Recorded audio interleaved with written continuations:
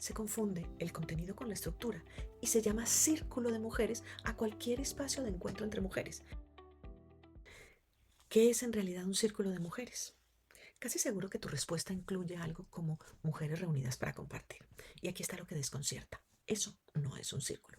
Esa es la condición mínima para que exista uno, pero no define un círculo de mujeres. En este episodio te voy a aclarar qué caracteriza realmente un círculo. Y te lo adelanto, su estructura, no su temática ni su estética. Y también vamos a hablar de qué habilidades necesita quien lo facilita. Habilidades que van en contra de todo lo que nuestra formación clínica nos enseñó a hacer.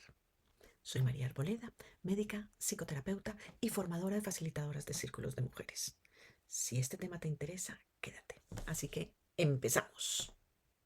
A continuación, te voy a nombrar las 3 confusiones más frecuentes entre un círculo y otros espacios de encuentro entre mujeres. La primera confusión, llamar círculo a una reunión de mujeres para hablar de temas varios. Esto ocurre muchísimo. Son un grupo de mujeres que se juntan, conversan sobre lo que les está pasando, se turnan para hablar. Eso es valioso, es necesario y muchas veces es sanador. Pero una conversación sin estructura, sin marco, sin un centro que organice el proceso, por muy profunda que sea, todavía no es un círculo. Es una reunión de apoyo. Y está bien que exista.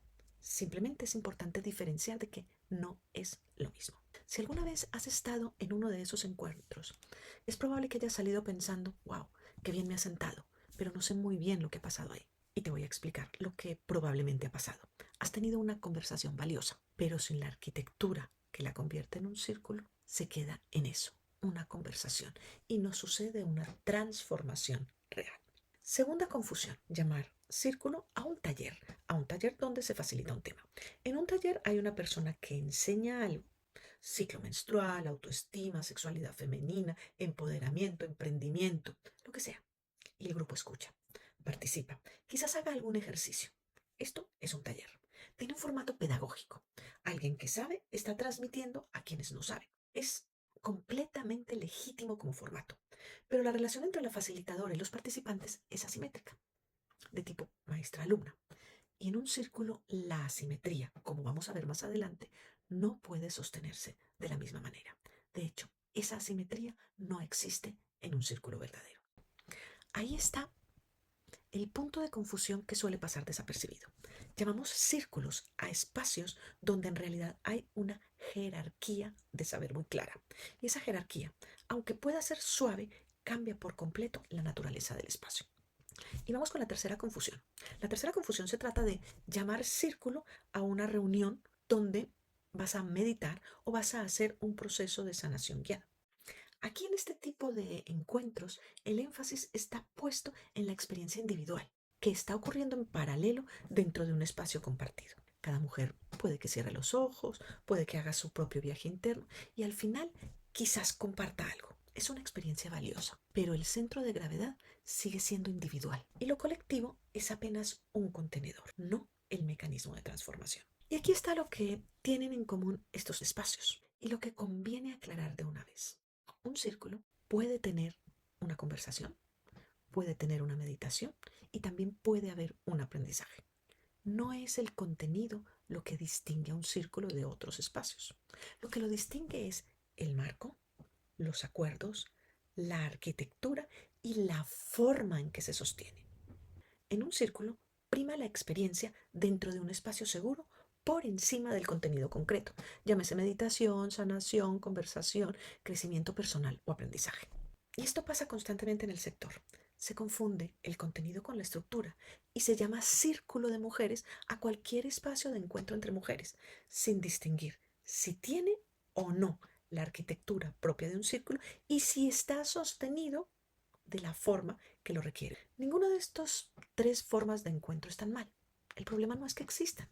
El problema es llamarlos a todos círculos. Entonces, ¿qué es un círculo? Y empecemos por lo que no define un círculo. Tenemos primero que un círculo no se define porque nos sentemos en forma circular. La disposición del espacio importa, es verdad. La proxémica, la forma en que los cuerpos se organizan en una sala, influye en la dinámica de un grupo. Esto está muy bien documentado en el trabajo grupal, pero es una condición que favorece más que no que constituye. Puedes sentar un grupo en un círculo perfecto y seguir facilitando en esencia un taller convencional. Un círculo tampoco se define por los rituales que incorpora. Esa es la segunda confusión. La antropología del ritual nos enseña que el ritual puede generar estados liminales, es decir, estados de conciencia distintos a los cotidianos. Esto lo describió con gran precisión Víctor Turner. Pero cuidado, porque el efecto de un ritual no lo produce el ritual por sí solo. Un ritual bien entendido es una experiencia que implica un antes y un después. Una experiencia sostenida por un contexto creado expresamente para ello. Y ahí está la clave. Sin ese contexto que sostiene el ritual se vacía. Queda solo la superficie. Quedan las velas, el objeto que pasa de mano en mano, una actividad que se realiza sin que transforme nada, porque no hay nada debajo que lo sustente o que facilite esa transformación. Tercero, que no es un círculo, es que un círculo tampoco se define por la intención de quien lo organiza, por muy buena que sea esa intención. Aquí va una analogía que quizás te pueda ayudar. Querer crear un espacio sagrado no hace que cuando las personas se reúnan, ese espacio sea efectivamente sagrado. La intención, pues, no genera automáticamente la experiencia. La seguridad relacional, de la que ya hablamos en el episodio anterior, y que el sistema nervioso evalúa constantemente a través de la neurocepción, no es algo que se declare, es algo que se construye con condiciones concretas, observables y repetibles, no con voluntad, por muy sincera que sea. Entonces, ¿en qué consiste exactamente esa arquitectura de la que vengo hablando, que es la que define un círculo? Lo que sí define un círculo es su estructura y su funcionamiento. Y para ser precisa, tengo que separar varias cosas que suelen ir mezcladas. Y son las siguientes. ¿Qué es un círculo? ¿Cómo funciona? ¿Y para qué sirve? Así que vamos a aclarar estos tres conceptos. Primero, ¿qué es un círculo? Un círculo es una reunión que se define por su estructura. El formato circular tiene una arquitectura propia, específica, que lo hace único. No es el tema, no es la estética, no es la intención, es la estructura lo que lo define. ¿Cómo funciona un círculo? ¿O cómo funciona esa estructura? Esa estructura produce efectos concretos y los produce precisamente por la forma como está construida. Eso es importante, porque lo que ocurre en un círculo no pasa por casualidad ni por inspiración. Ocurre como efecto de unas causas. Una estructura que se sostiene, una facilitación que regula y un centro que organiza. Un sostén que se mantiene durante todo el proceso. Y no es que esas causas garanticen un resultado idéntico en cada persona. No funcionamos así. Pero sin ellas, la posibilidad ni siquiera se abre. Ellas son las que crean las condiciones para que la magia del círculo pueda aparecer. ¿Y para qué sirve? Aquí está lo que más me importa que entiendas. Un círculo es una tecnología de encuentro. Y digo tecnología a propósito, porque no es un espacio improvisado ni mágico.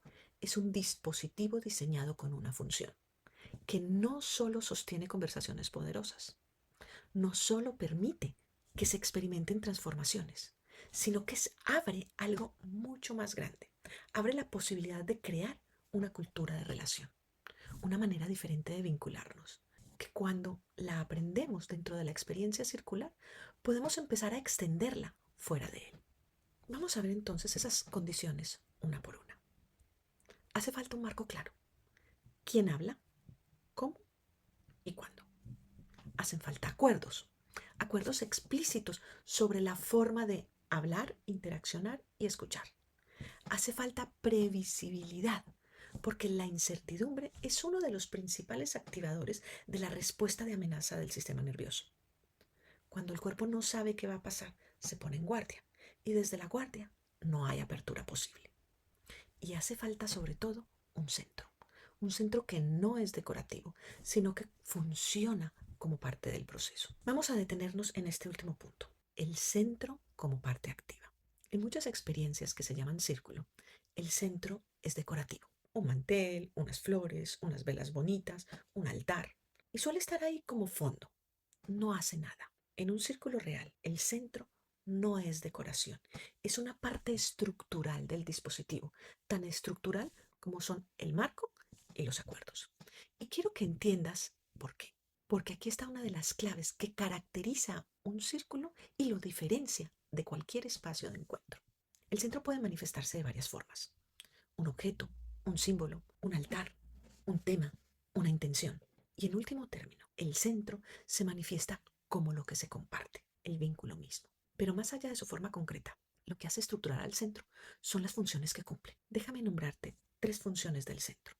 La primera, el centro es un foco compartido y es equidistante psicológicamente a todas. Esto no es un detalle menor. Que el centro esté a la misma distancia psicológica de cada participante significa que no hay un punto de mayor autoridad y otro de menor autoridad. Significa que todas las participantes se orientan hacia lo mismo y desde la misma distancia. Y de este hecho se deriva algo muy importante. En un círculo bien construido no hay una simetría jerárquica entre quien facilita y quien participa. Todas, incluida la facilitadora, están en relación con ese centro y todas se transforman en la experiencia, incluida la facilitadora. Volveré sobre esto en un momento, porque este concepto cambia completamente el papel de quien facilita. La segunda función del centro es mediar lo que se comparte. El centro hace posible la horizontalidad y algo que yo considero el corazón de la experiencia circular. Cuando una mujer comparte, no lo hace hacia otra persona en concreto, lo hace hacia el centro. Su aporte de esta manera nutre el centro y ese espacio central nutrido por lo que cada una va aportando genera una comprensión compartida de la que todas, ella incluida, se nutren a la vez. Fíjate en lo que esto significa, porque aquí está la clave de la arquitectura interna del centro. El centro es fijo y mutable al mismo tiempo. ¿Sí? Es fijo en su lugar, es el eje estable, equidistante de cada una de las participantes y que no se mueve. Y es mutable en su contenido, pues crece, se enriquece, se transforma con cada aporte. Cada participante lo nutre con lo que trae y cada participante se retroalimenta de lo que el centro ha llegado a ser gracias a todas. Así que no es un intercambio de información entre personas, es un sistema vivo donde todas alimentan algo en común y todas beben de ello. Y esto es lo que hace que surja la sabiduría, la cualidad que convierte la experiencia compartida circular en algo poderoso. No estás solo escuchando a otras, no estás solo siendo escuchada, que ya es muy importante. Estás participando de algo que se construye entre todas y que te devuelve más de lo que cada una puso por separado. Y vamos ahora a la tercera función del centro. El centro evita la dispersión. A la vez, crea un vínculo de pertenencia. Ese vínculo es el que invita a cada participante a abrirse y a compartir desde un lugar cada vez más profundo. Y cuanto más profundo se comparte, más rico se vuelve el centro. Cuanto más rico es el centro, más pertenencia se genera. Es un proceso que se retroalimenta. Si lo resumo en una sola frase, el centro es el elemento estructural fundamental que organiza la atención compartida, sostiene la horizontalidad al mediar lo que se comparte y materializa el propósito y la pertenencia del grupo. Sin ese centro activo, lo que tienes es un grupo de personas hablando por turnos. Con un centro activo tienes un círculo. Antes dije que volvería sobre algo, y es que en un círculo todas, incluida la facilitadora, se transforman. Y eso es una de las características del papel de quien facilita. Es de hecho la distinción que más cuesta integrar a las profesionales que venimos del mundo clínico o del coaching. Piénsalo bien, en una consulta hay una simetría clara. Tú, terapeuta, psicóloga, sabes algo que el paciente no sabe, o tienes una herramienta que el paciente no tiene, o que tu cliente no tiene. En un taller hay una asimetría pedagógica. Tú enseñas, el grupo aprende. En ambos casos, tú estás en un lugar y los participantes están en otro. En un círculo de mujeres, al igual que en la figura geométrica, se contiene algo que parece en principio una paradoja. La figura geométrica, es decir, cuando dibujas un círculo, puedes encontrar que es finito e infinito a la vez. Es finito en cuanto tiene un área y es infinito en cuanto la curva no tiene ni principio ni final. Alberga el número pi, que es una medida infinita. Lo mismo pasa con un círculo de mujeres bien estructurado. La facilitadora está en asimetría y en igualdad con las participantes al mismo tiempo. alberga esa paradoja. Ella es igual y diferente simultáneamente. Déjame que te lo explique, porque entender esto es entender el rol de la facilitadora de un círculo. Ella es igual en un sentido muy concreto. Cuando el círculo está activado y está funcionando, ella también comparte. Ella también se nutre del centro.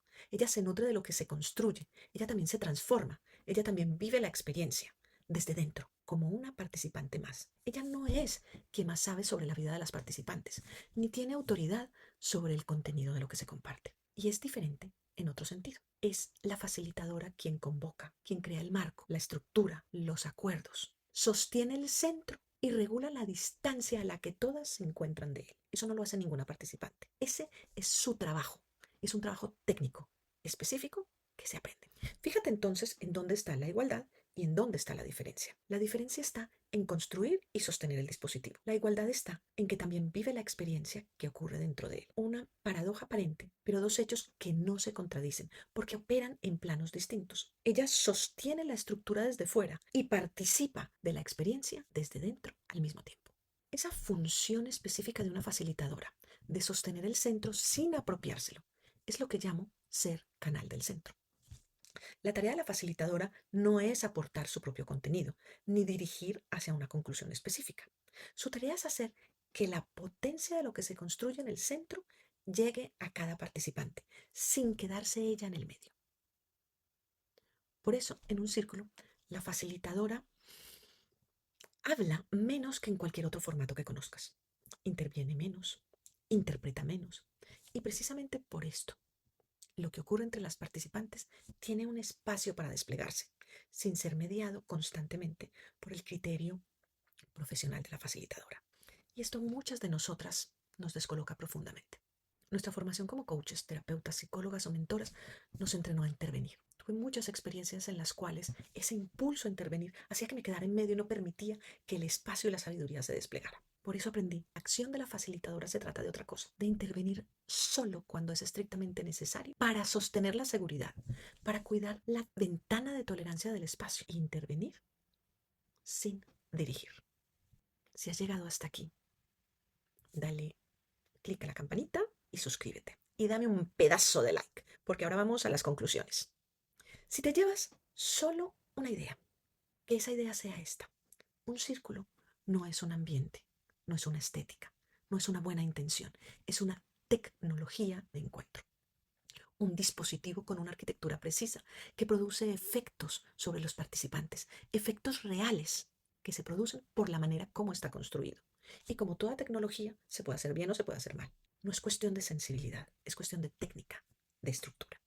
Y por eso, la próxima vez que asistas a un círculo o que oigas la expresión círculo de mujeres, sé que ya no vas a oírlo igual. Vas a tener las herramientas para discriminar, para saber que detrás de un círculo de mujeres hay una arquitectura real, cuidada. También puedes encontrar que eso que han llamado círculo de mujeres no tiene ninguna. Y te vas a saber que la diferencia no está tanto en lo que se ve, sino en lo que sostiene el espacio, en lo que va por debajo. Si eres psicóloga, terapeuta, coach o mentora y estás pensando en facilitar círculos, hay dos preguntas que quiero que te hagas. La primera, mirando hacia atrás. Pregúntate, ¿he estado llamando círculos a espacios que en realidad no lo eran? Y la segunda, mirando hacia adelante, que es la que de verdad importa. Sé construir y sostener la estructura que hace que un círculo sea un círculo. Porque ahí, no en el contenido, no en las actividades, no en el tema, ahí es donde se juega la calidad de los círculos que facilitas. Y si reconoces que has llamado círculo a algo que quizás no lo era, no eres la única. Me pasó muchas veces. Nos ha pasado a muchísimas. Cuéntamelo en comentarios. Me interesa muchísimo leerte. ¿Mm? Y te dejo una última reflexión.